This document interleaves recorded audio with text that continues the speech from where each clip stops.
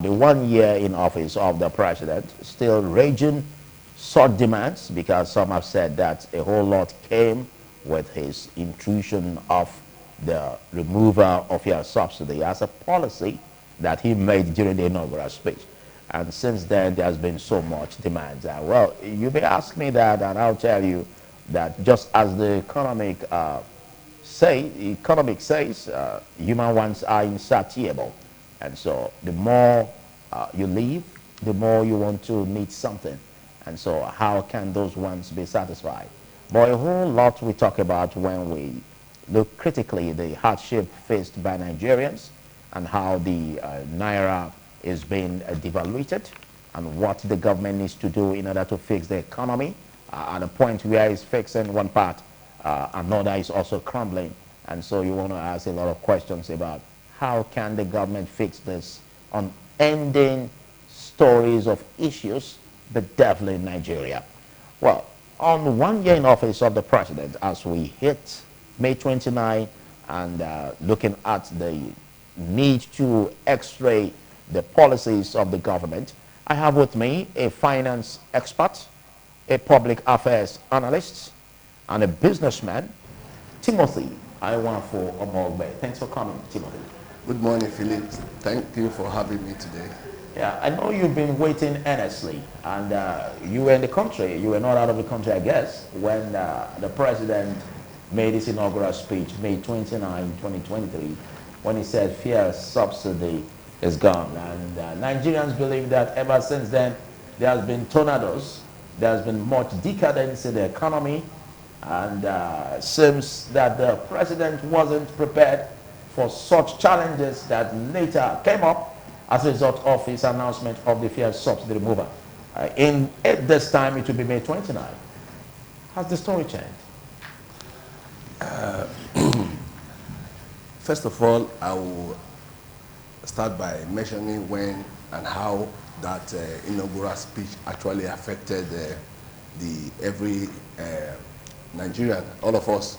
You know, it was during his inauguration, he just mentioned or he pronounced the proscribement of for subsidy in his inaugural speech, and I think hours after, or if not minutes after, prices of petroleum products skyrocketed almost immediately, and we have seen that it has actually affected everyone in this country. Negatively?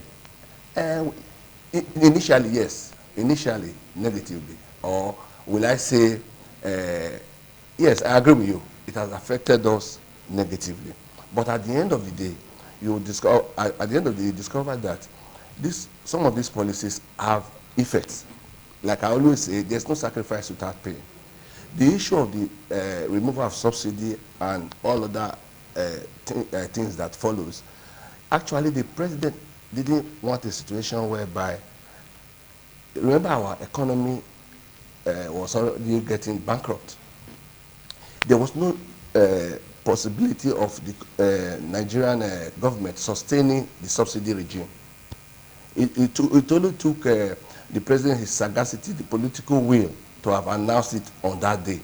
Even if you look at, even during the time of the campaign, the three leading political parties, the PDP, Labour Party, and even the APC, they promised, or it was in their manifesto, that they were going to remove the fuel subsidy. So it is not really an intervention or a kind of idea of only President Bola Ahmed Tinubu alone. They also saw the implications, and they saw that we cannot, as a country, go bankrupt.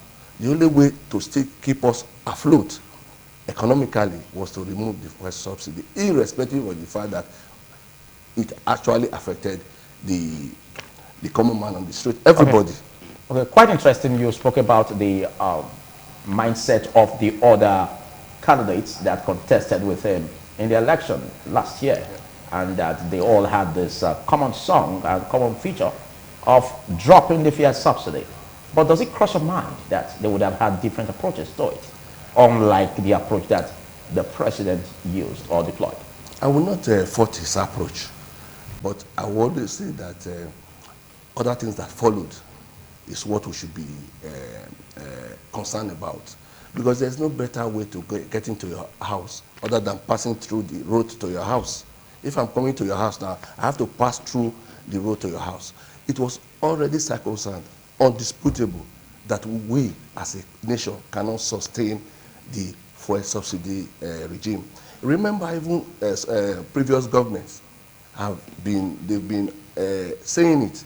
Jonathan said it, even Yar'Adua partially, that the issue of subsidy, at the time you see that there were riots and all that, and they will still withdraw back. President Ahmed Tinubu knows that if he was going to do it at all, he ought to have just done it the way he did it, by way of just putting it point blank. Because if he had, you remember the time he even removed this subsidy during his inauguration, some other critics will say, how will you remove subsidy when you don't even have a cabinet in place? You understand? So he just wanted to get it clear so that we face the fact, we face the reality of life. Okay, some have said that this came up with a fall of a pack of cards, like a domino. One falls on the other falls on the rest. And before you know it, we see a total crash. Now, some have said a situation where the president, had to announce that there should have been ways in which he should be able to take the shock away from Nigerians, because you understand the fact that this has brought about an increase in food prices. It has brought about hardship in terms of transportation. And despite the palliatives introduced by the federal government and even state, even local, it seems still not sufficient to tackle the challenge that the difference came with. So how do you assess the President Bola Tinubu's policies in tackling this shock that we are faced with? Do you see it as working in 1 year? Sincerely, I always fought this issue of palliatives. It is not in my being to endorse this style of palliative we normally employ in this part of the world.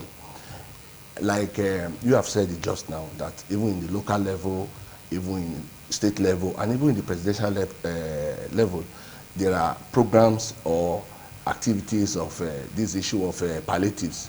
What are really palliatives? Something to sustain you for a while. That's the meaning now. Not a partial, a cure or a total remedy. Okay, but you don't see it as impactful, do you? Yes, because at the end of the day, because some of these programs are being delegated upon or being handled by some other levels of government, the insincerity in us in this country is still playing out. A situation whereby the presidency gives close to 10 billion naira every month to every state to cushion some of these effects. And you see some of these governors, they don't go as far as spending the money. So, but our attention is really, really on the issue of demand that, that occupies the Aso Rock Villa. So he cannot, if a palliative, for example, or a measure to cushion the effect is to be given to local residents, as the case may be, it's not the president that will come and do it for the people in this area. It must still go through some other lower levels of government. You discover that most of these things don't get to us because of the insincerity of our leaders. Okay, but it seems if I'm to ask you this question, I don't know how you're going to tackle it or how you're going to respond to it.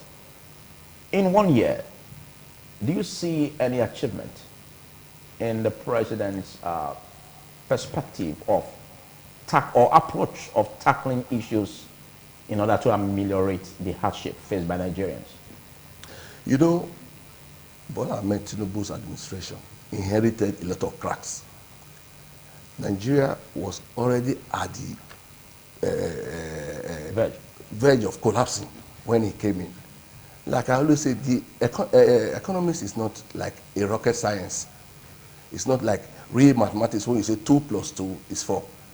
Because economic policies most times are systematic, even if they are most times holistic.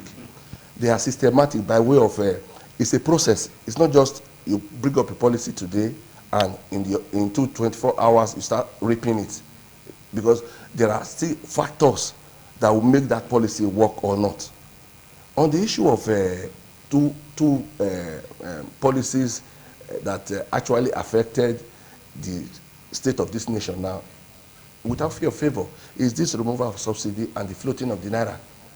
These two policies have their advantages and their disadvantages. And like I always said, or like I said earlier, you know that most of these policies are being implemented by individuals. Until we remove our insincerity or work on our style of handling things, even if there are good policies in place, the manifestation can only be felt if people who man or who implement these policies are actually sincere to themselves. On the issue of the policy of floating the naira, there are a lot of advantages of floating the naira in the, if we're talking about the economic effect positively.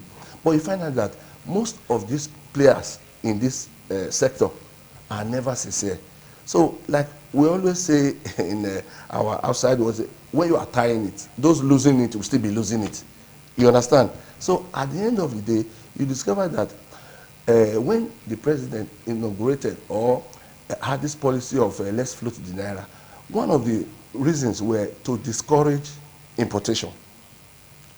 But by the time you still see the pressure on the demand of dollars, because floating actually is not really devaluation as the main human elementarily will understand. It is not actually devaluation.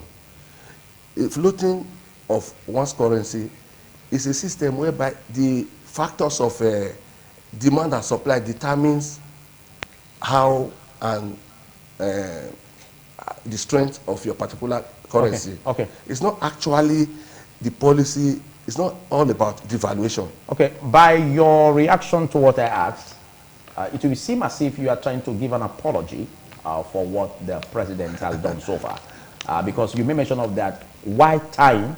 Some will be losing. And the big question that comes to mind is, wasn't the president ready? Didn't he know that this is the Nigeria, his own country, where he served one time as a two-term governor? And was he not aware that when there is a tying, others are losing? So is that an excuse for a government that has promised a lot for Nigerians to use that as a point of, lapses that has been noticed in the administration?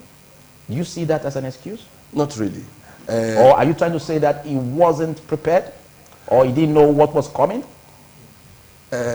Like you have just pointed out, two-time governor of this Lagos State. And we all know how the governance of Lagos State is. Lagos State is like a mini Nigeria. Everything you see in Nigeria is in Lagos. So I will not agree with you that he was not prepared. I didn't say he wasn't prepared. So he actually got prepared. Hence, you see the pronouncement in his inaugural speech of this removal of subsidy. He knows. President Ahmed Tinubu is even an economist by profession. So some of this reaction, the manifestation of some of this policy, he knows, and he has acknowledged it. Bola Ahmed Tinubu, with all due respect, he has said it on different media houses that he is sorry for the impact, that we should be patient with him, that definitely there will be light at the end of the tunnel. You mean to say, as an accountant, he must have read the economic books? Very well, very well. But let's look at what he said. This time last year, he made a speech in this direction that, after May 29, categorically, where he said that the policies that he will be running, there will be a template that will be measured by towards the end of his 1 year in office. And he made mention of the agricultural sector. He made mention of the small scale businesses. He made mention of a whole lot, even student loans, electricity, student loans. Now, all that he has said, that it should be measured by the end of March, which is far beyond that date. Would you say that we've seen some score points in that direction, most especially as we have food shortage at present? On the issue of the food shortage you just mentioned, you know, there are some factors, especially this issue of insecurity, that is actually playing out. And you look at prices of these commodities, this common commodity, beans, pepper, and even okra in the market is extremely high. It is very clear, even it's visible to even the blind, that things are not well with the prices of these commodities. But however, like you have asked, when you say things are not well with the prices, do you mean to say things are not well with the policies of government I said that should regulate the prices?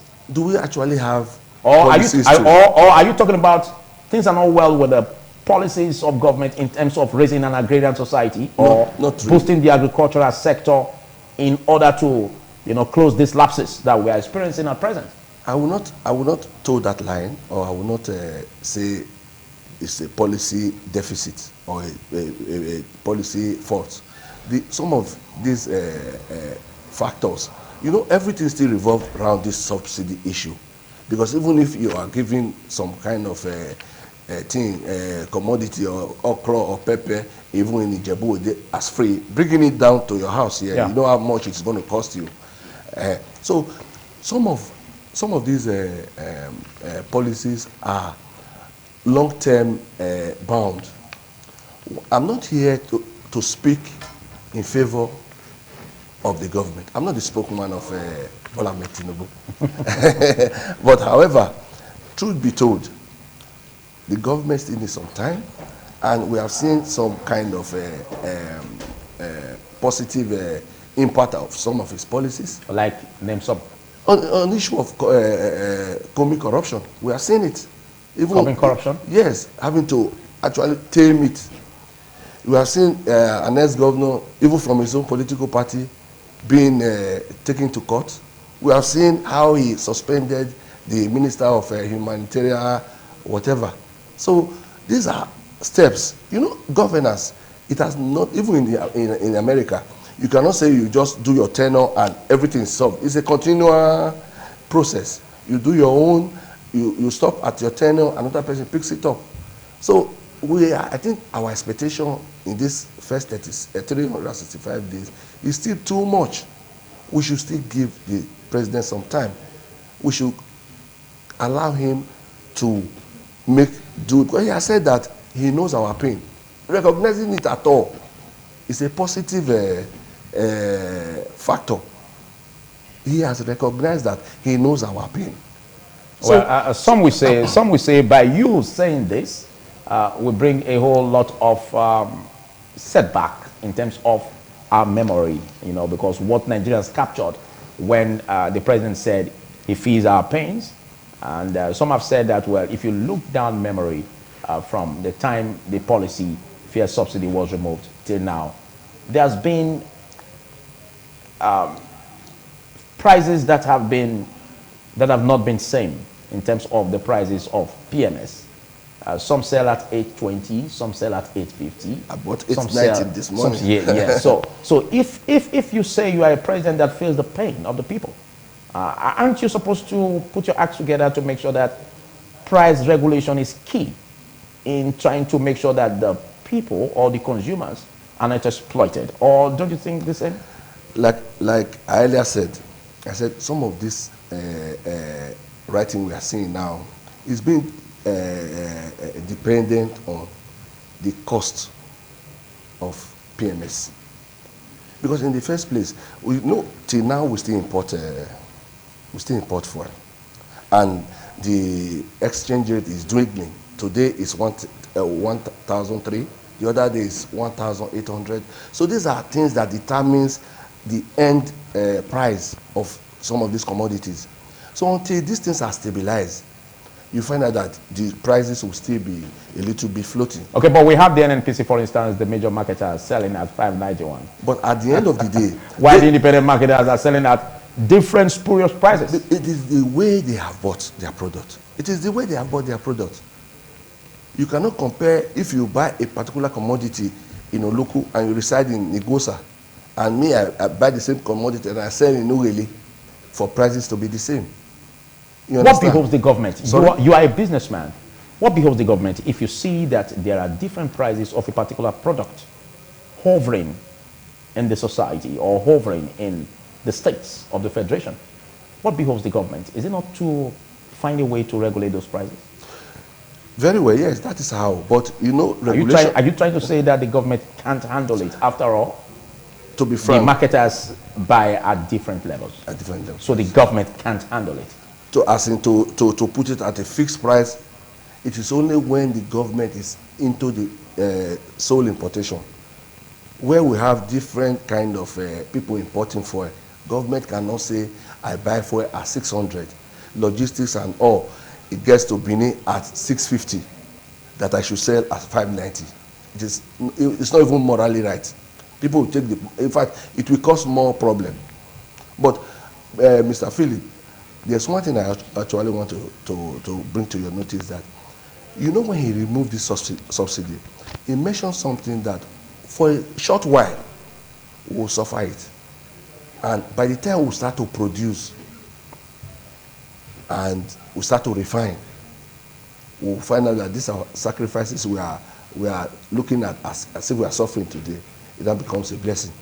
So I feel that we still are not able to find that time where we can say that we are having the reduction in the prices of PMS. But I want to, most especially as a lot of folk came with the Dangote refinery, for yes, instance. well, I want to, and we can remember vividly at a point where, you know, a cement manufacturer, you know, told us in a headline that there's going to be a reduction in the price of a bag of cement, and Nigerians waited for that opportunity. They never saw that, but only to see skyrocketing prices in bags of cement. So, what do you say?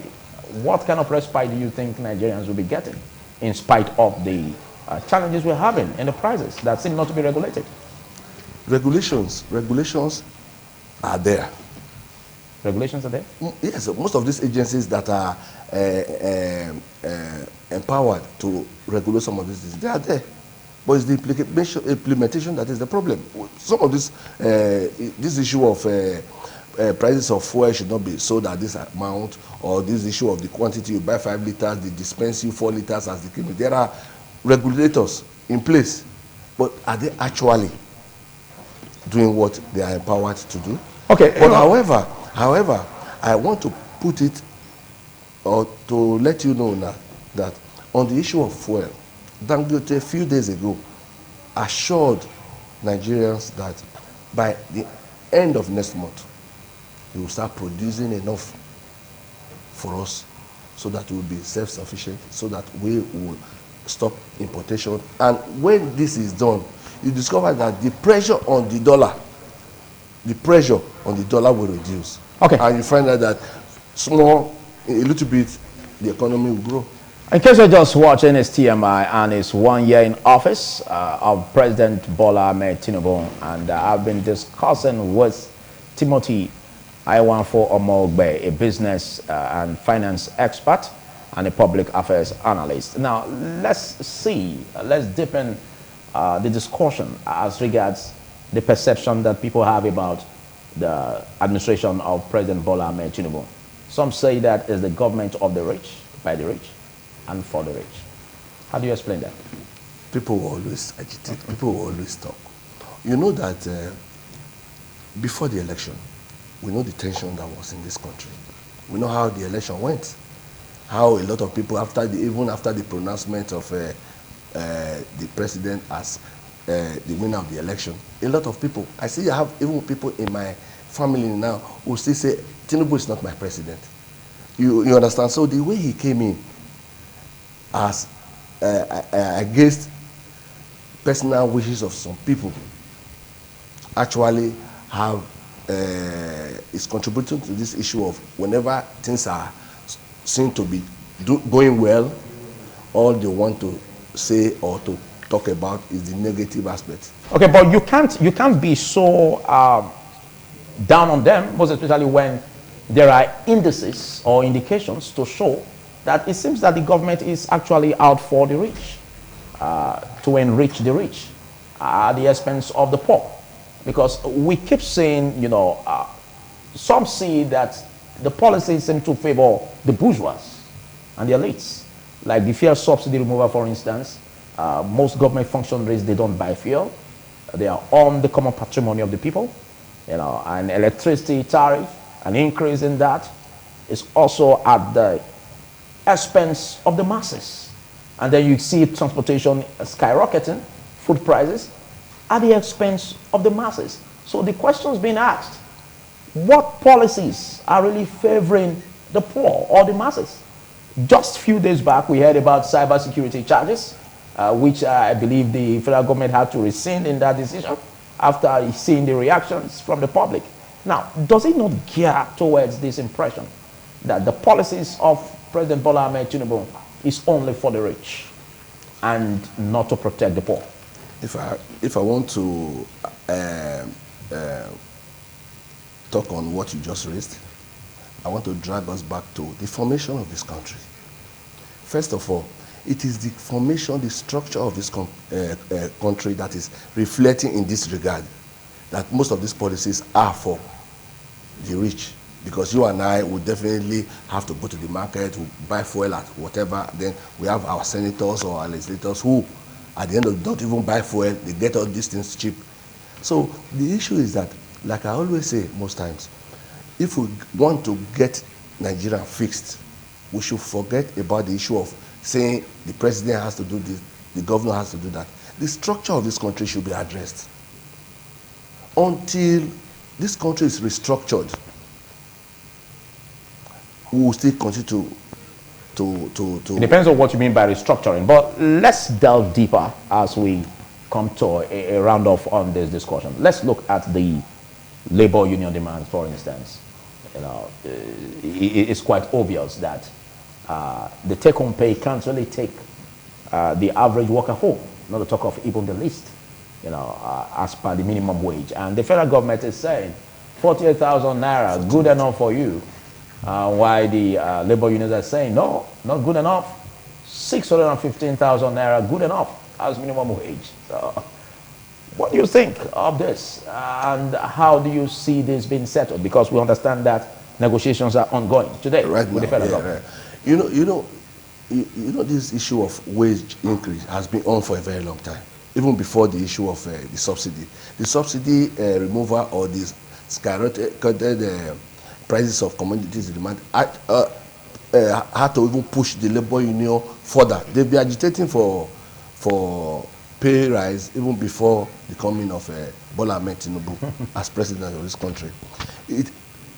I think they are paying now 30,000 naira or so, and what Labour actually wanted in their book was 615,000, and because of the issue of we'll go on strike by the end of the month, government now started having talk with them and all that, and there was a proposal of 48,000. As far as I'm concerned, 48,000 proposal by government is ridiculous. It's ridiculous. Very, very, very, without fear of favor. Because at the end of the day, the civil servants are the one driving, they are like the laborers of government. They are the one driving the economy as regards the workforce of what will 48,000 do for an average man, husband, wife, and even for 2 children?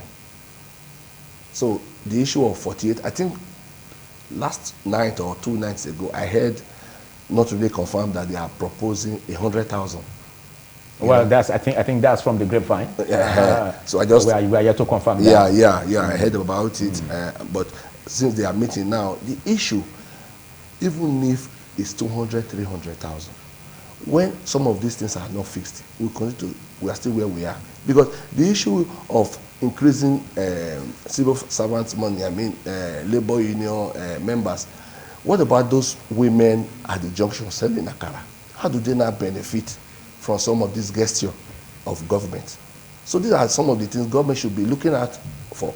I think a few months ago, workers were giving about 35,000 naira as a kind of palliative added to their salary for like 6 months.